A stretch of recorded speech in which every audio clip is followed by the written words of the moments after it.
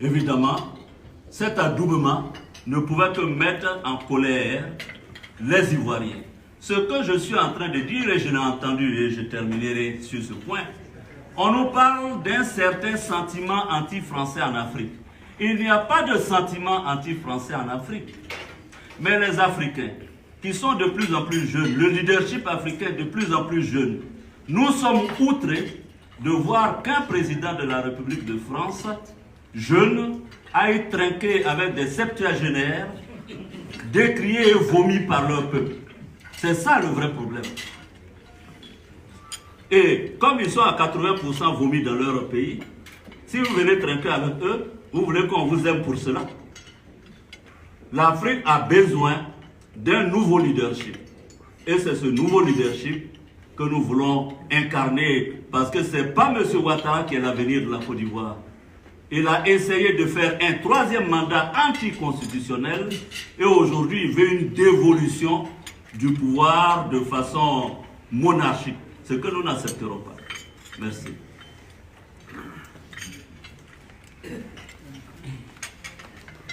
Merci. Christophe Decroix de RTL. Vous nous avez annoncé que vous comptiez vous présenter la présidentielle. Est-ce que ça veut dire que vous comptez rentrer en Côte d'Ivoire malgré les accusations qui sont portées contre vous?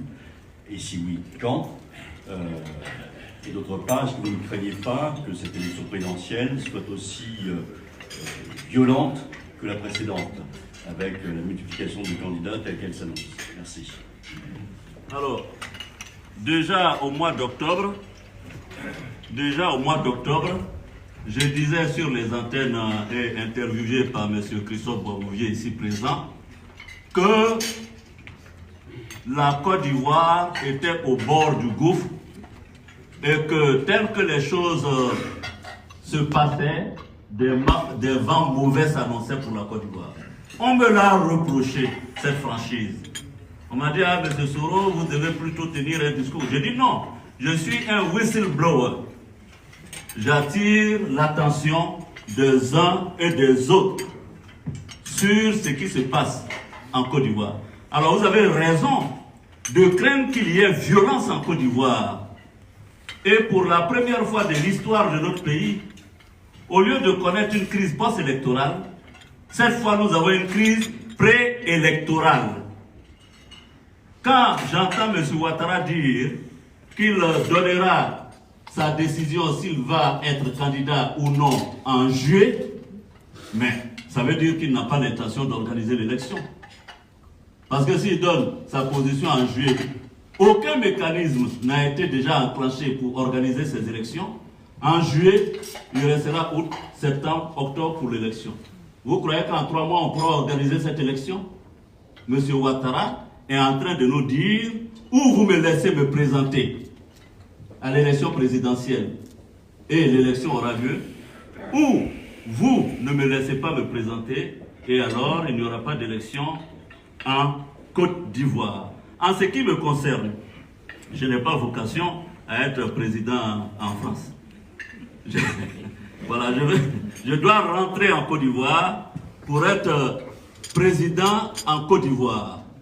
Et je dis bien que nous allons nous organiser de telle sorte que mon entrée soit possible en Côte d'Ivoire.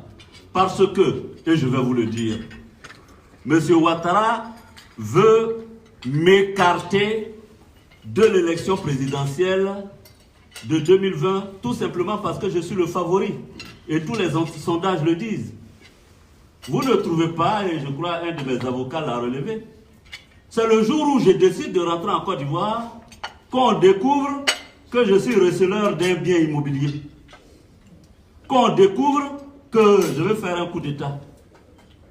Je vous rappelle que l'acquisition de la résidence querellée est parfaitement légale. Je dis bien parfaitement légale et c'est une opération qui a été réalisée en 2008. Cela fait 12 ans.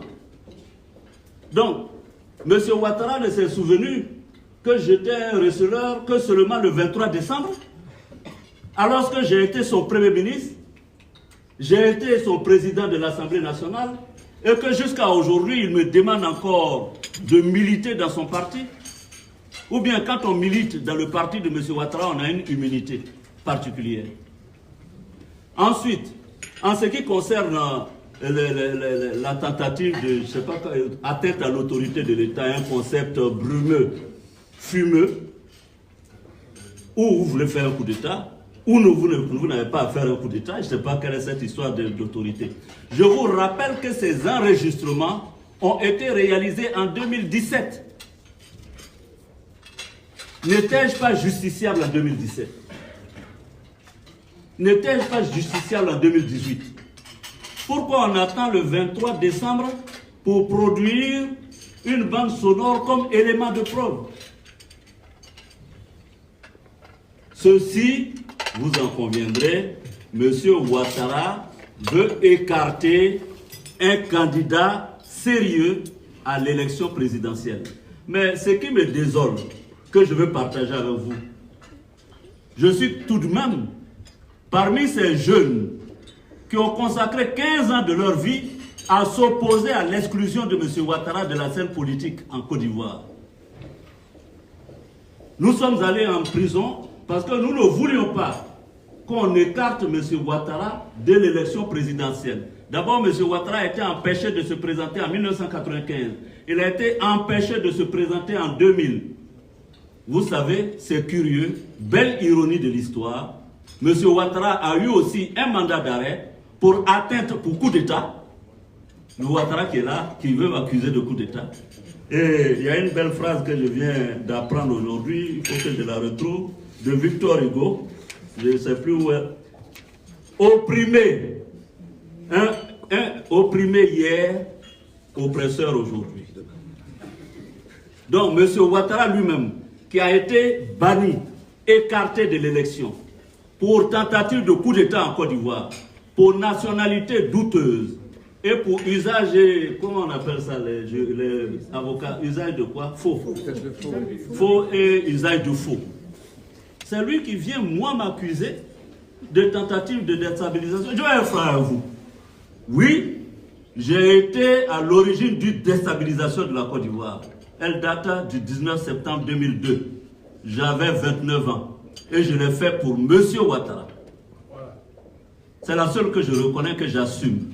Et pour laquelle une amnistie a été votée en Côte d'Ivoire.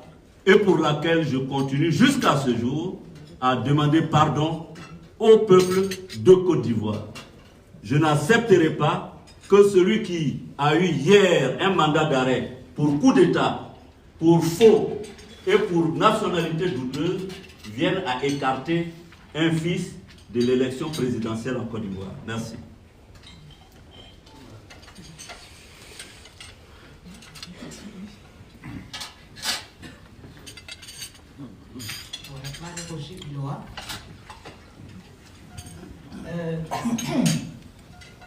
Ma question, Monsieur le Président Soro, concerne les élections en Côte d'Ivoire. Aujourd'hui, on ne sait pas si le président Ouattara va se présenter.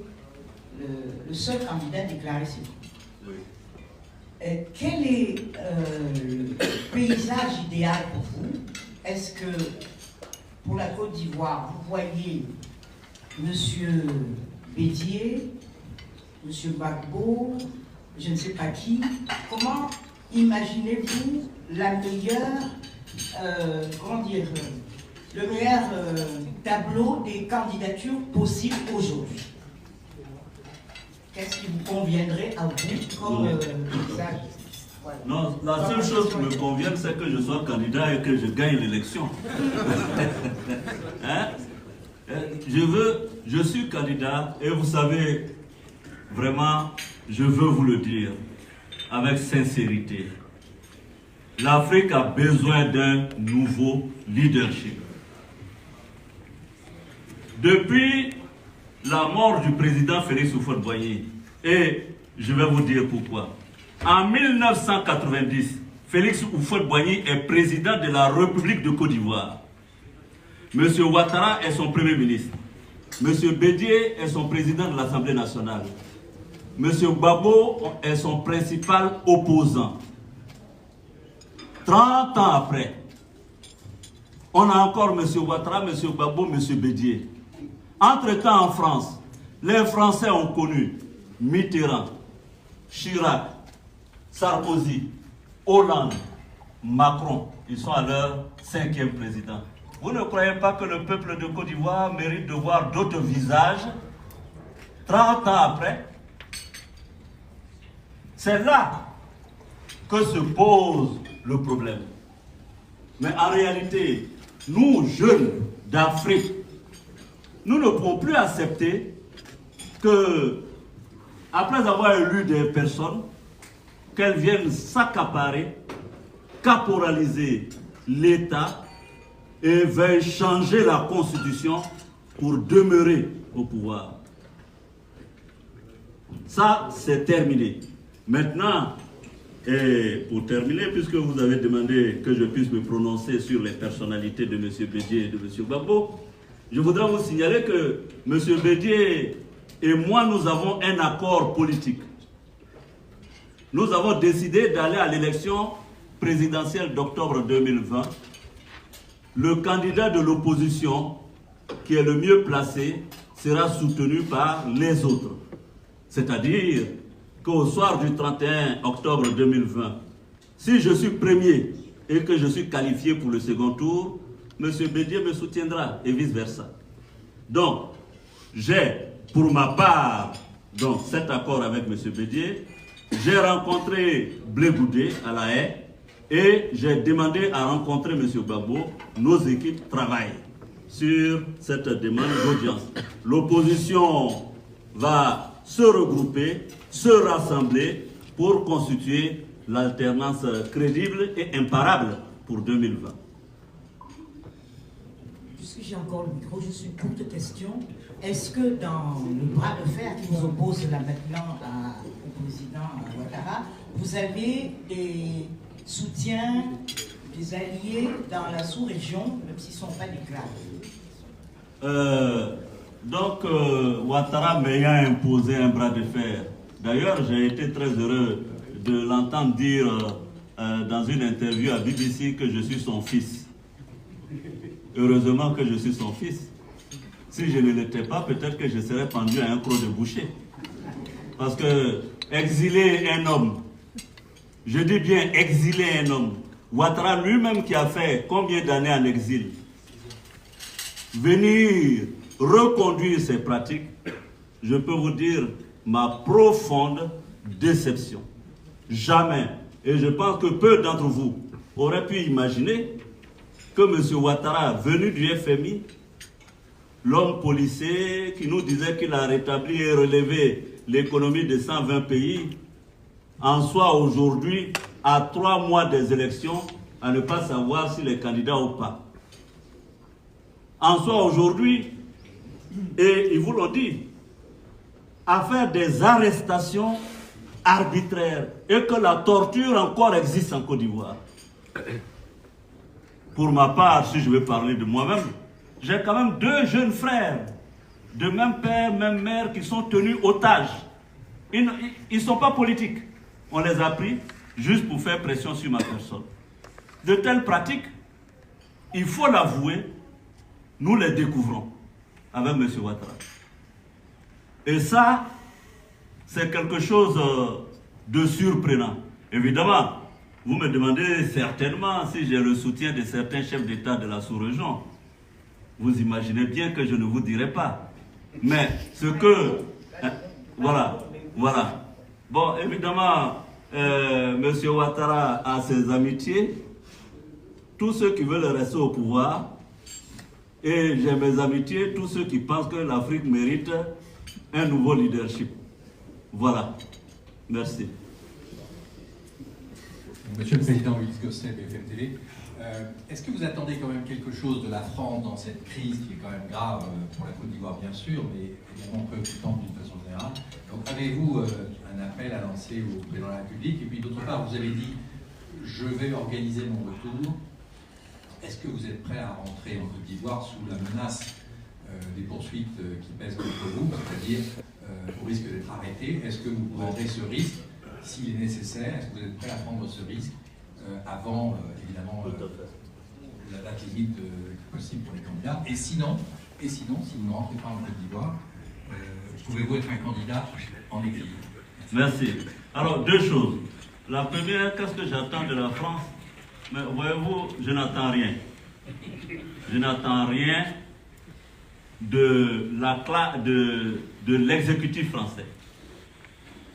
Bien sûr, j'attends beaucoup de l'opinion nationale française, parce que les Français et les Ivoiriens, nous avons des liens d'amitié séculaires. Moi-même, j'ai fait mes études en France et bon nombre de Français connaissent la Côte d'Ivoire. Alors, quand je dis je n'attends rien de l'exécutif français, parce que nous avons le sentiment, et je peux avoir tort, je le confesse, mais le fait que M. Macron aille fêter son anniversaire en Côte d'Ivoire et se fasse chanter joyeux anniversaire par le vice-président qui a 76 ans,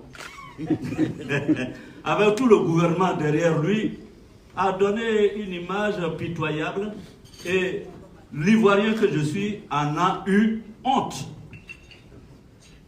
Donc, aujourd'hui, on a le sentiment en Côte d'Ivoire, et Ouattara ne s'en cache pas, que l'exécutif français a pris position pour son troisième mandat. Maintenant, vous comprenez bien que j'ai besoin de m'adresser à l'opinion nationale française parce qu'en définitive, c'est elle qui compte dans ma stratégie. C'est l'opinion nationale française. Mais par contre, j'attends beaucoup des Nations Unies, de l'Union européenne, qui peuvent éviter à la Côte d'Ivoire une nouvelle fracture, une nouvelle guerre. Pourquoi? Je vais vous expliquer. Et cela me prendra une minute. L'Union européenne, j'étais Premier ministre en 2010 quand nous avons organisé l'élection présidentielle. L'Union européenne a financé grandement l'élection présidentielle en Côte d'Ivoire. Les Nations Unies, exceptionnellement et pour la première fois dans la sous-région ouest africaine, a décidé, sous le chapitre 7 des Nations Unies, d'imposer à la Côte d'Ivoire un mandat de certification de l'élection et a désigné un représentant spécial à cet effet, le Sud-Coréen M. Choi. L'objectif combiné de la communauté internationale à l'époque était de faire en sorte que l'élection présidentielle de 2010 respecte tous les critères standards d'une élection démocratique, transparente et inclusive. Il y avait 5 éléments, 5 critères qui avaient été développés. J'étais Premier ministre à l'époque. Et l'élection de 2010 a rempli ces 5 critères. L'opération des Nations Unies en Côte d'Ivoire, c'était des millions de dollars, pour ne pas dire des milliards de dollars. Tout cet argent du contribuable, aussi bien européen, a servi à mettre en place un dispositif électoral pour espérer que la Côte d'Ivoire rentre dans la démocratie et faire de la Côte d'Ivoire un cas d'école pour l'Afrique. C'était ça l'objectif. Il se trouve que, malheureusement, le bénéficiaire de toute cette attention particulière de la communauté internationale, M. Ouattara, lui-même se disant allié de cette même communauté internationale, puisqu'il nous a chanté à bout de chant qu'il était DGA du FMI, malheureusement, c'est lui qui est en train d'effriter ce bel héritage que la Côte d'Ivoire aurait pu conserver, consolider, conforter et enseigner dans la sous-région. Et ça, c'est la grosse perte pour le contribuable européen qui a mis des centaines de millions d'euros pour construire un modèle qui aujourd'hui s'est effondré. Donc la communauté internationale ne devrait pas, au nom du principe des acquis, renoncer à une élection démocratique, transparente, inclusive. Qui peut le plus, peut le moins, dit-on. Mais en même temps, si on a réussi à faire des élections qui ont respecté les standards internationaux en Côte d'Ivoire en 2010, la même communauté qui a financé à coups de milliards cette élection ne devrait pas être en retrait de l'élection de 2020 qui pourrait conduire à une fracture. Alors, comparaison n'est pas raison. Comment voulez-vous imaginer, vous, qu'en 2010, il y a eu une élection démocratique transparente qui, malgré tout, a conduit à une guerre de 3000 morts? Comment pouvez-vous imaginer qu'une élection qui déjà prend les sentiers sinueux d'une élection truquée, bâclée, ne produise pas les mêmes effets? C'est la question que je vous pose. En ce qui me concerne, je partais le 23 décembre en pleine connaissance de cause de ce qui m'attendait à Abidjan. Des rumeurs circulaient de ce que je serais arrêté. Et moi, je partais parce que je ne voulais pas fuir la justice de mon pays. Ça, il faut que ce soit très clair. Depuis ma jeunesse en tant qu'étudiant, je n'ai jamais fui la justice de mon pays. Je partais le 23 décembre pour affronter et assumer toute ma responsabilité. Mais je ne suis pas en France ici par ma volonté. J'étais dans l'avion, je ne sais pas à combien de pieds du sol, lorsque le pilote est venu me dire qu'il avait reçu des informations de la tour de contrôle de Niamey que notre avion serait pris d'assaut à son atterrissage. Je dis bien, le pilote exige, je vous donnerai les coordonnées de la compagnie, vous lui posez la question. Il s'est exprimé en anglais. Il dit, Mr. Soro, do you know that at our landing in Abidjan, military will shoot the plane, Vous imaginez quand vous êtes en l'air là-bas et qu'on vous dit ça. Donc, d'autorité, le pilote m'a demandé de choisir entre la destination à Accra et une autre destination. J'ai considéré, et pour vous dire, que j'étais déterminé à rentrer dans mon pays et à me livrer aux autorités, à la justice de mon pays. J'ai demandé qu'on atterrisse à Accra parce que Accra est à quelques encablures de la Côte d'Ivoire. Quand notre avion dérouté à Accra a atterri, j'ai demandé à sortir de l'avion pour aller à Accra. Le président, on est venu me dire que les autorités ghanéennes interdisaient que je descende de mon avion pour rentrer à Accra. Vous comprenez? C'est ainsi que, n'ayant pas le choix et ne pouvant pas prendre le risque de ces pilotes, parce que vous savez, un pilote par jour a un certain nombre d'heures de vol, et que si l'escale s'éternisait, il ne pourrait plus redécoller selon la réglementation de l'aviation. Donc, j'ai demandé à certains autres pays de m'accueillir sur leur aéroport. On attendait des réponses qui ne sont pas venues. Heureusement, la compagnie avait un accord avec l'Espagne. C'est comme ça que le pilote décide de redécoller pour l'Espagne. Et je suis largué en Espagne. Et vous savez, je vais vous dire une chose. Ça peut paraître très, je ne sais pas, amusant. Mais quand vous êtes dans le ciel, ne sachant même pas où vous allez atterrir, et que, ne vous reprochant rien, on vous interdit votre terre natale, parce que moi, je suis un fils de la Côte d'Ivoire. Je suis un fils du terroir. Vous ne pouvez pas savoir ce que ça fait à un homme politique comme moi. J'ai dû atterrir le 24 en Espagne, sans savoir où loger ni ce que faire. Donc, si la justice, on peut me garantir des conditions claires, je rentre dans mon pays et j'affronte la justice. Je n'ai aucun problème pour cela. Mais M. Ouattara ne veut pas que je rentre en Côte d'Ivoire. Il aurait pu me laisser atterrir tranquillement le 23 à Abidjan, me laisser rentrer chez moi à la maison. Le lendemain, on m'envoie en bonne et due forme une convocation. Mes avocats iraient répondre. Et puis la procédure se serait engagée et le pays serait tranquille. On a voulu m'éloigner de la Côte d'Ivoire. Et que cela vienne de celui qui a été exilé, celui qui a été martyrisé, à quelque chose de cynique que je vais dénoncer. Bonjour Président, Luc Michel pour Grand Reporter Afrique Média Bruxelles. On a un peu l'impression que la Côte d'Ivoire, c'est un problème générationnel. Vous êtes un quadragénaire, ceux qu'on appelle vos concurrents, ce sont des dinosaures de la politique. Vous vous présentez vous-même comme le leader générationnel. Pourquoi est-ce que Ouattara a-t-il aussi peur de vous? Est-ce que c'est un vieux monsieur apeuré par la force de la jeunesse et du changement? Merci.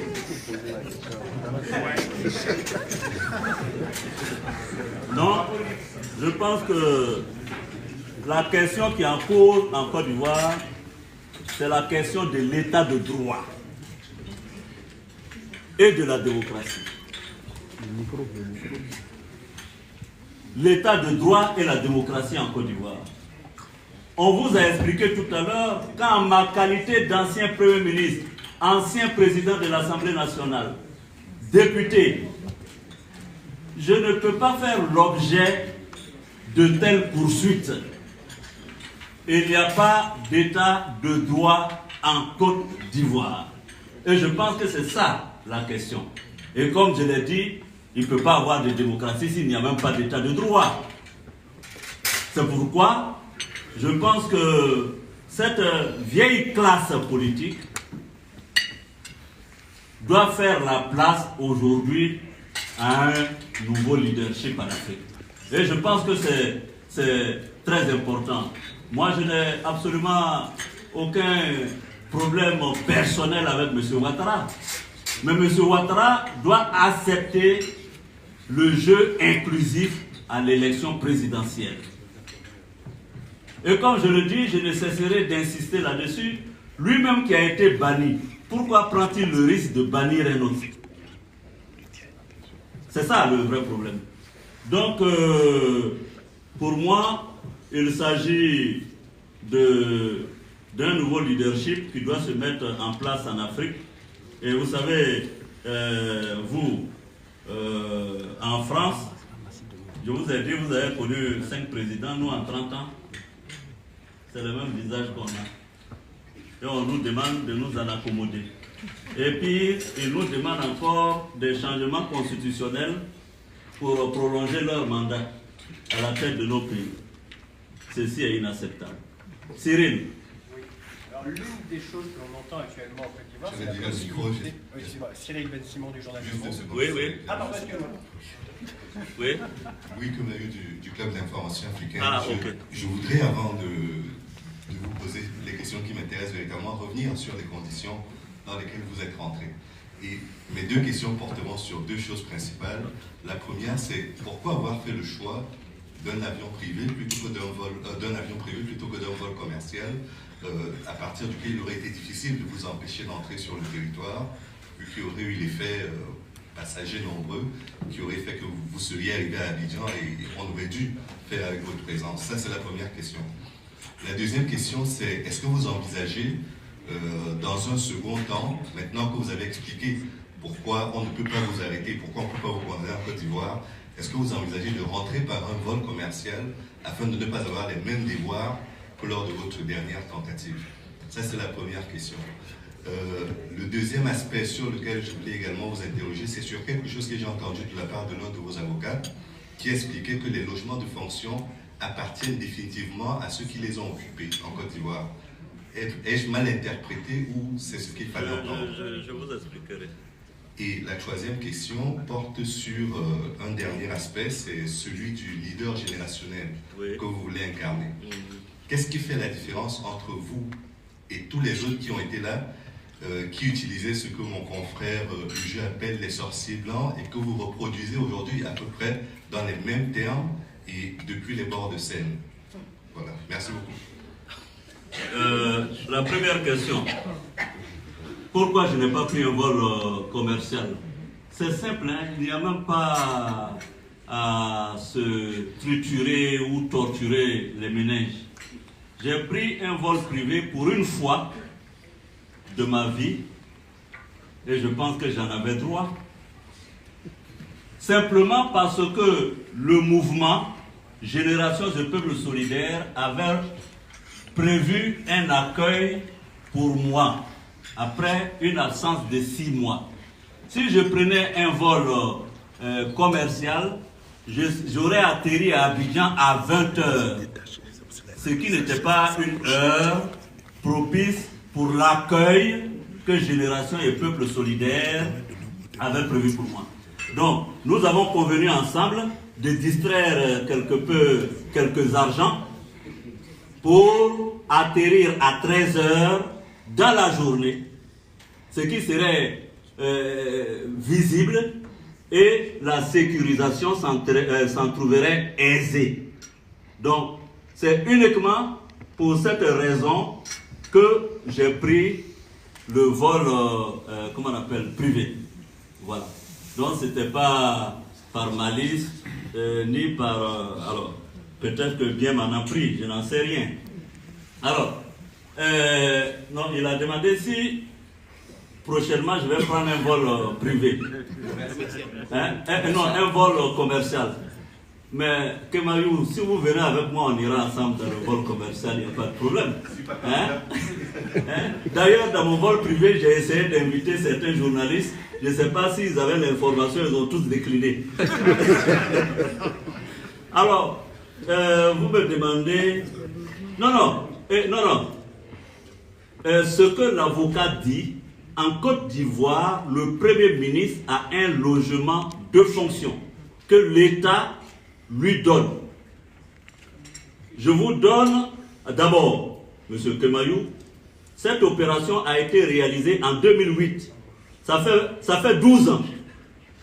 Ça veut dire que pour me chercher Noise, M. Ouattara est remonté loin dans le temps. Ça veut dire que c'est toute ma vie publique qui a été passée au scanner.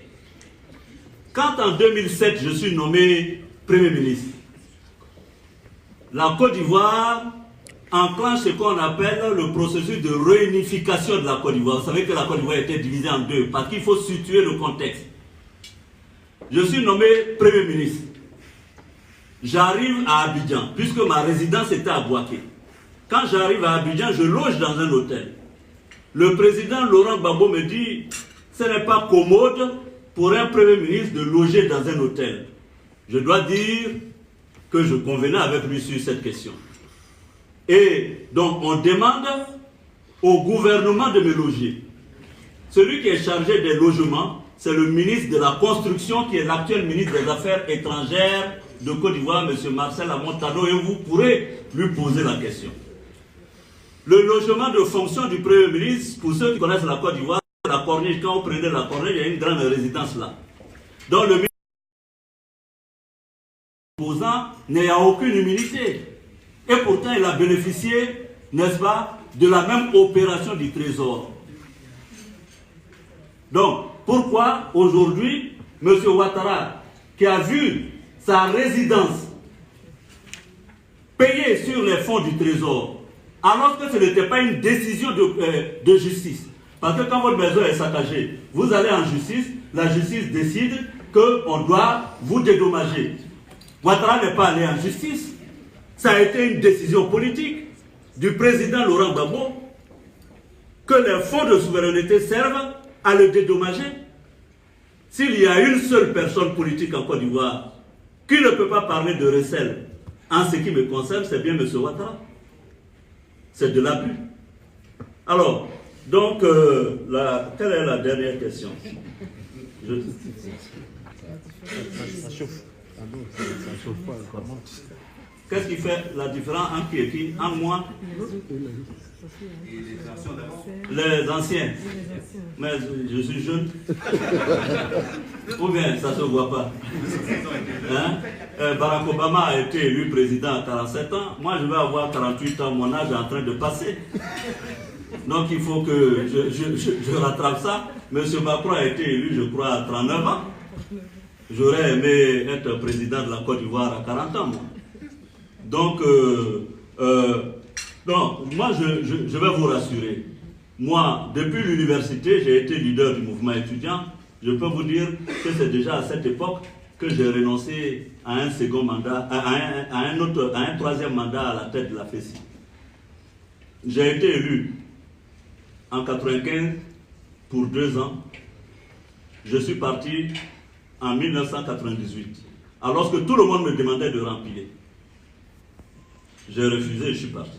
Donc, je crois que notre mentalité est totalement... Et si je me suis battu à Ouattara, c'est parce que j'avais espéré que M. Ouattara ferait la politique autrement. Évidemment, je suis profondément déçu du résultat. Et sachez-le, si j'étais comme les autres, je serais resté encore président de l'Assemblée nationale. On n'aurait pas trouvé que je vais faire un coup d'État. On n'aurait pas trouvé que je suis un receleur. Parce qu'en janvier 2019, Bruno Fanucci est témoin ici.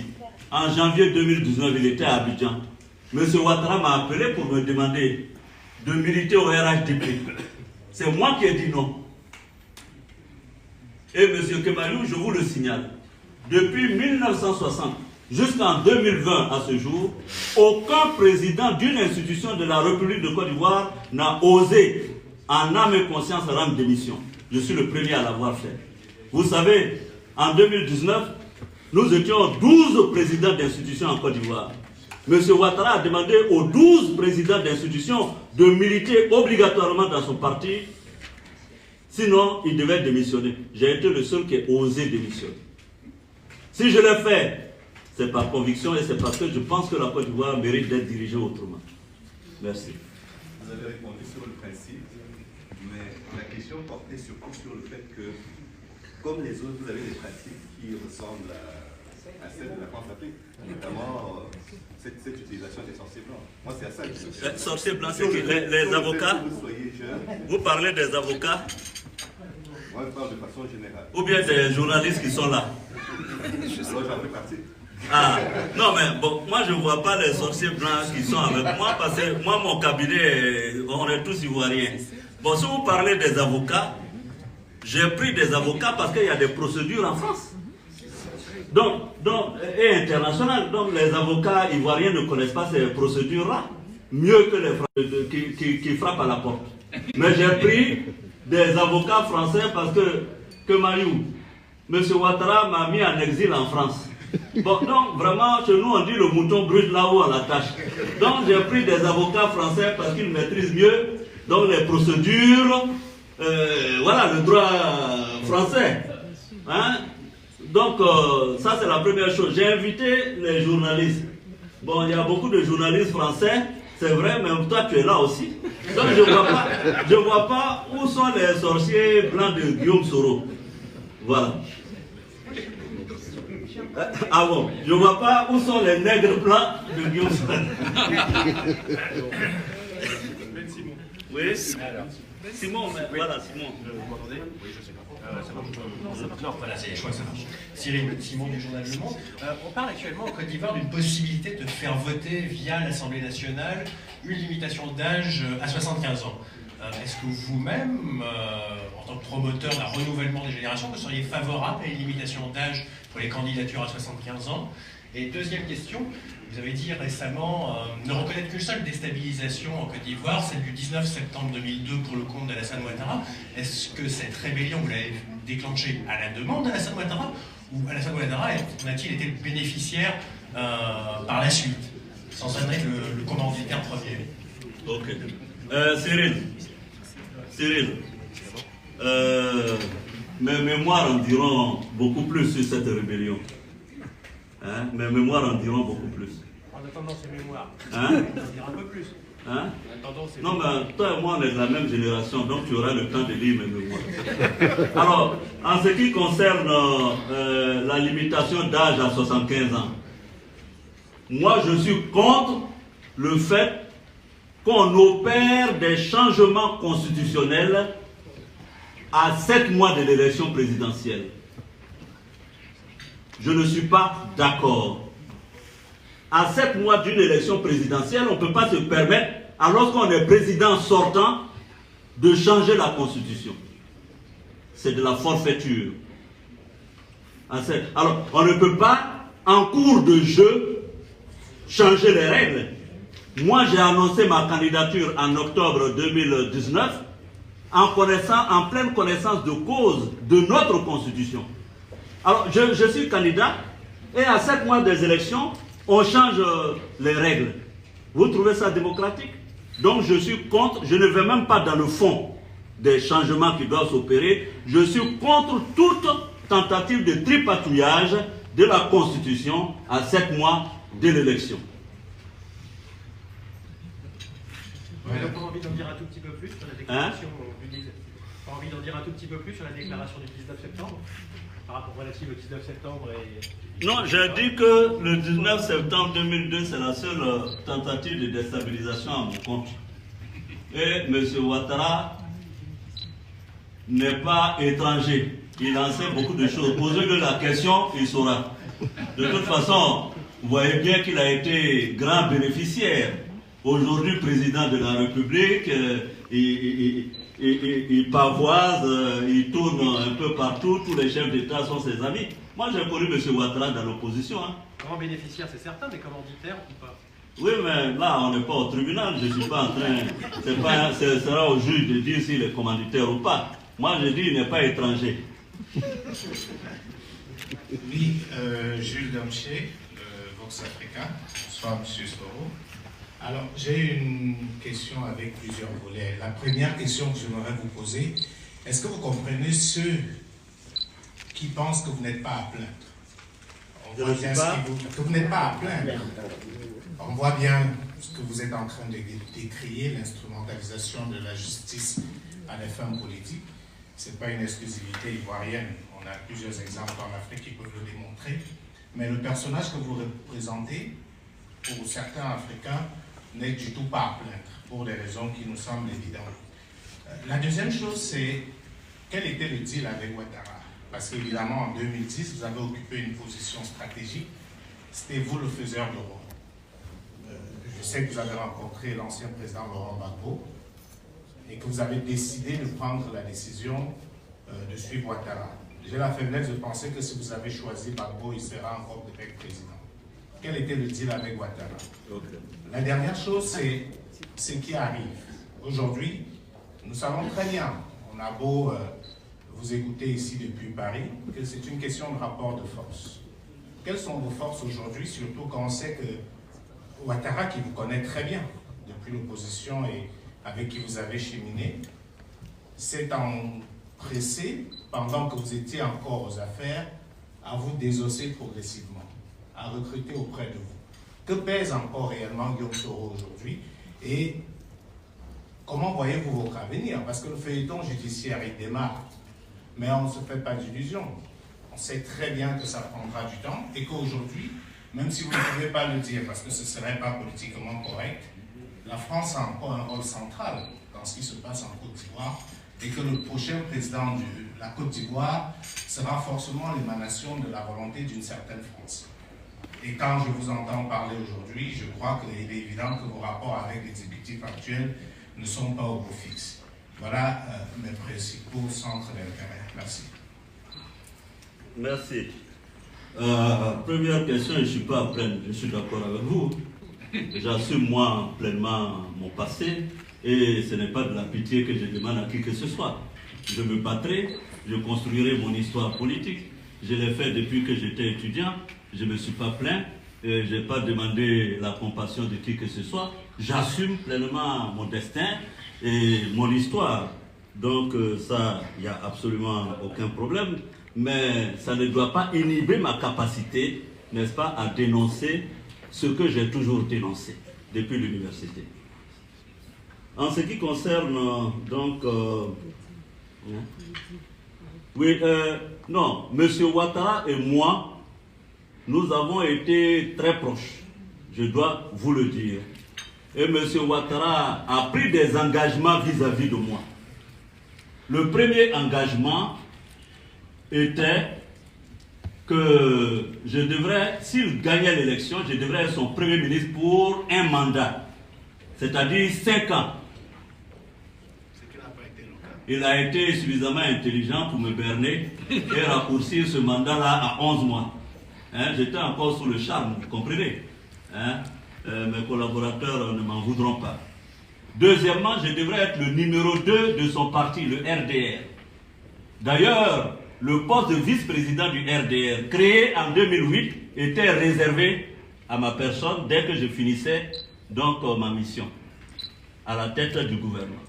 Troisièmement, il devrait faire 2 mandats et je devrais, n'est-ce pas, lui succéder comme ça a été fait au Mali entre Alpha Oumar Konaré et Amadou Toumani Touré.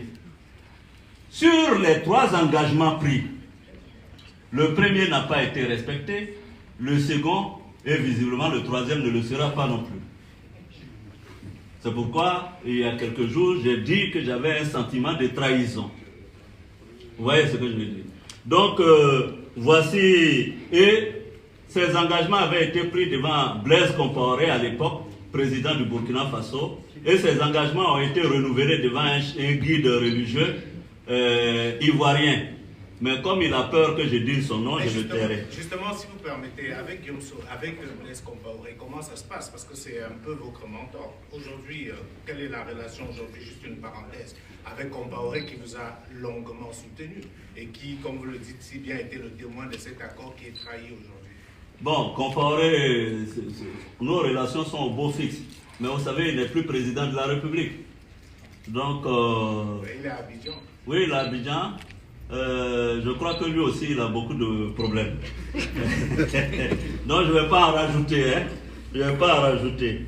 Alors, donc, le rapport de force en Côte d'Ivoire, vous savez, je disais à certains de mes collaborateurs, c'est vrai, vous avez parlé de la France, mais je pense que de moins en moins, c'est prégnant. Hein? Cette mainmise de la France sur les acteurs politiques, la politique, je pense que c'est de moins en moins prégnant. Sinon, certains n'auraient pas été élus présidents dans nos pays. Donc, et je m'excuse, hein, je parle sans complexe du président Macron parce qu'on est de la même génération et que j'ai autant parlé comme ça avec Jacques Chirac. Hein. Quand j'étais ici en 2003, Monsieur Vincent Hervouet, à l'époque, qui m'interviewait à la télévision, c'est bien que j'ai dit des mots très forts à l'endroit du président Chirac. Donc, je parle sans langue de bois. Voilà. Donc, ce que je dis, je considère que le président Macron, en allant en Côte d'Ivoire à 10 mois des élections, n'a pas donné un bon signal. Pire, il doit être embarrassé par cette situation d'un pays important, en tout cas pour la France, qui rentre en crise juste 24 heures après son départ de la Côte d'Ivoire. Je ne pense pas que M. Ouattara l'ait bien aidé en agissant ainsi. En tout cas, pour les présidents français que j'ai connus, depuis M. Chirac, Mitterrand, je ne l'ai pas connu, je l'ai connu de très loin, mais je pense que ces présidents-là mettaient un point d'honneur tout de même à faire avancer des questions sur les droits de l'homme. Et si M. Chirac a pu accueillir ici les négociations pour mettre fin à la guerre en Côte d'Ivoire, c'est parce que nous, acteurs politiques ivoiriens, on lui reconnaissait aussi cette considération et cette légitimité de le faire. Or, aujourd'hui, est-il envisageable ça? C'est ce que je dis. Donc, comment j'envisage de rentrer en Côte d'Ivoire? J'ai dit que j'allais lancer la résistance pacifique. Nous allons résister, nous allons nous organiser et je suis confiant que je rentrerai dans mon pays parce que d'abord, je suis un fils du terroir, je suis ivoirien et deuxièmement, parce que la cause pour laquelle je me bats est juste. Et pour terminer sur ça, je vais vous dire une phrase que j'aime à dire à mes collaborateurs, même quand c'est pénible, c'est difficile et qu'il n'y a pas de visibilité, la victoire, elle, je dis bien la victoire, elle exige qu'on y croit en dépit des signes qui prédisent le contraire. Merci. Mesdames et messieurs, encore 2 questions. Mais je vois que la nourriture que j'ai mangée est déjà finie, parce que ça force de parler. Hein, ça... On va prendre 2 dernières questions. Une question. Hein? Vous écoutez TV5 Monde. Monsieur le Président. C'est une question d'actualité. Récemment, la marche de l'Église catholique a été annulée, une marche à laquelle devaient participer certains leaders de l'opposition. Qu'avez-vous pensé de cette annulation de cette marche? Merci. Alors, depuis 1960, et vous voyez l'étendue et la gravité du glissement autocratique en Côte d'Ivoire. Depuis 1960, c'est la première fois qu'on interdit à l'Église catholique une manifestation. J'aurais pu m'arrêter là sans autres commentaires. Alors que M. Ouattara lui-même disait à l'époque qu'on ne voulait pas qu'on l'écartait de la course à la présidence de la République parce qu'il était un musulman et un homme du Nord. Aujourd'hui, président, oui, il a dit. Aujourd'hui, président de la République, il interdit à l'Église catholique de manifester.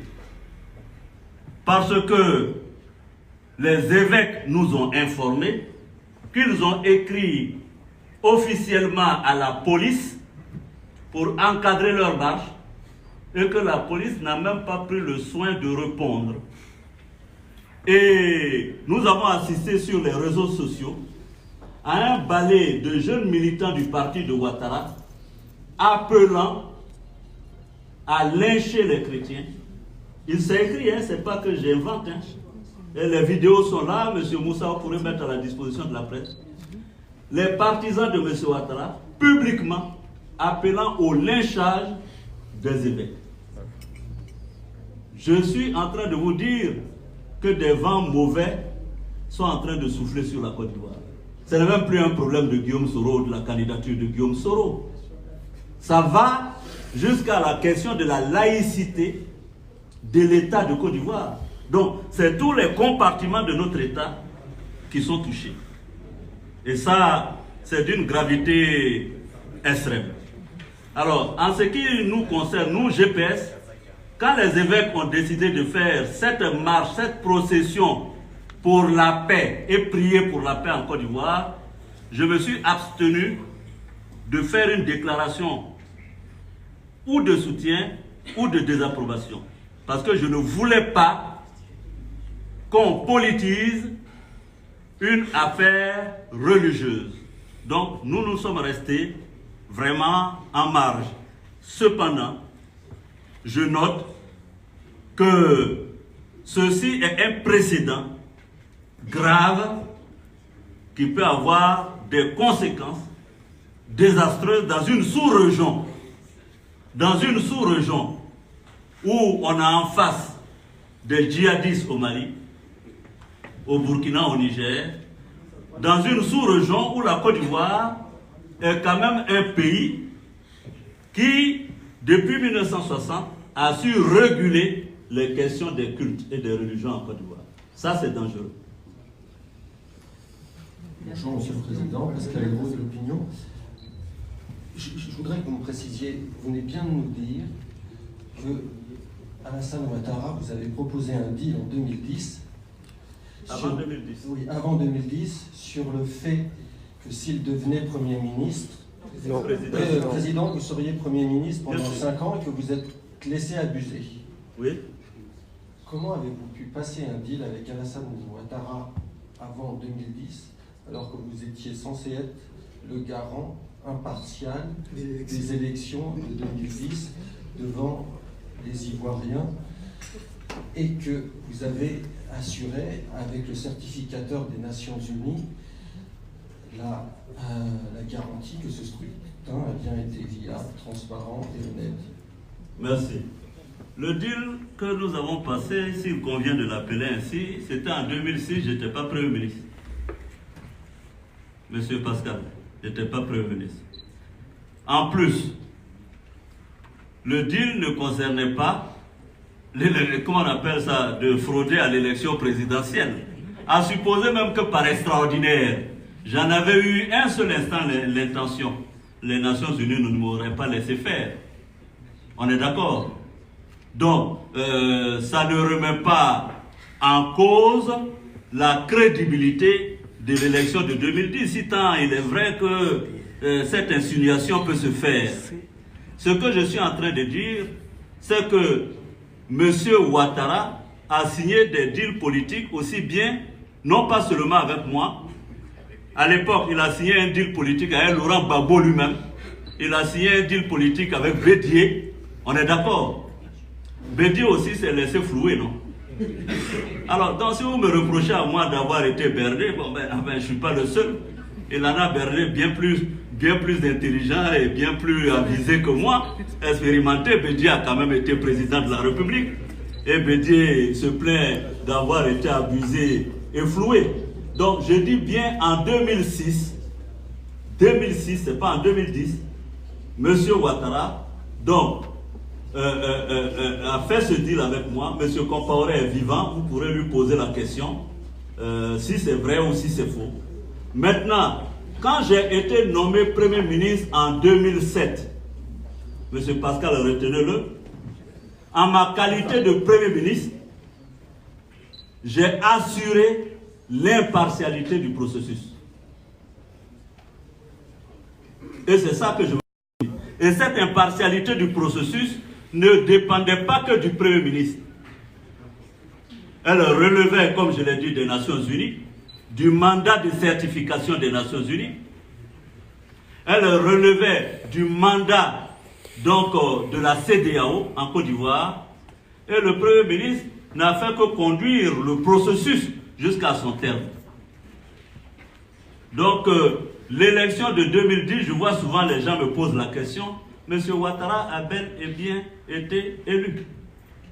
Donc, il n'y a pas de problème sur cette question. Vous savez bien, aujourd'hui je suis en froid avec M. Ouattara, il aurait été opportuniste, c'est facile pour moi de dire qu'il n'a jamais été élu. Ce n'est pas vrai, il ne faut pas non plus mentir par opportunisme. La vérité, c'est que nous avions 3 canaux de vérification de cette élection. Effectivement, M. Ouattara a été élu. Comment en aurait-il pu être autrement quand, au premier tour, M. Laurent Gbagbo a 38%, M. Ouattara a 32%, M. Bédié a 25%.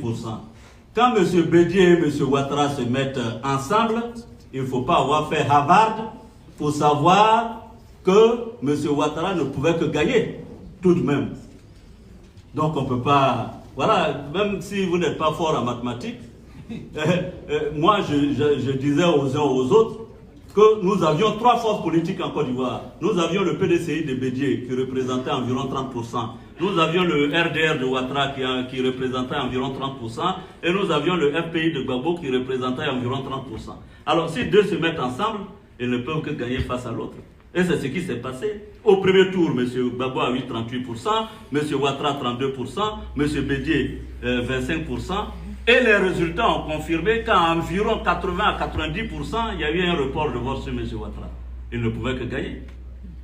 Voilà la réalité. Merci. Merci, M. le Président. Merci, chers amis, chers confrères. Cet échange aura été enrichissant.